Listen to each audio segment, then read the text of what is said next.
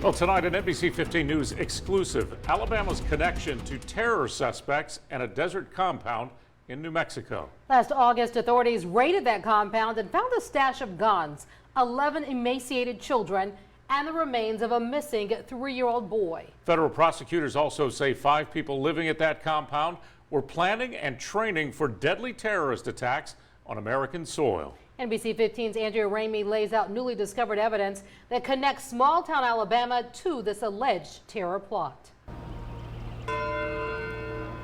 Outside Tuskegee, down this desolate dirt road, federal investigators suspected possible terroristic activity right in our own backyard. NBC 15 News uncovered a heavily redacted court filing connecting this property to an alleged terrorist training camp 1,400 miles away in New Mexico. Authorities say they discovered a compound hidden by walls of tires and wooden pallets.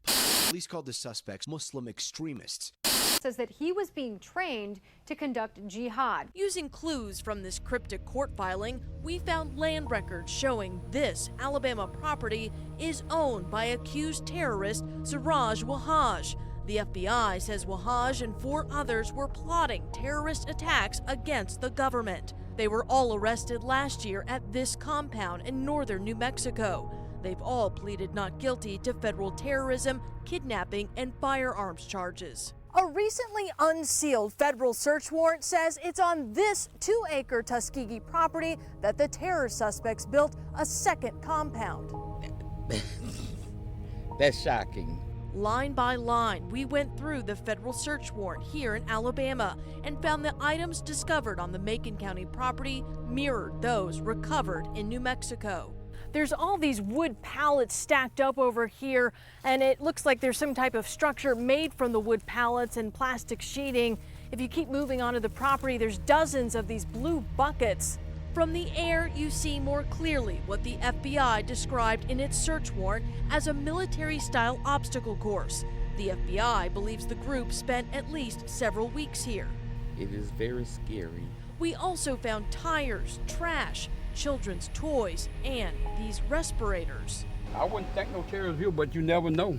Federal authorities appear to have made the Alabama connection with this group back in December 2017, when Siraj Wahhaj crashed his 2004 Ford Explorer on I-65 in rural Chilton County, Alabama, about an hour and a half away from the compound.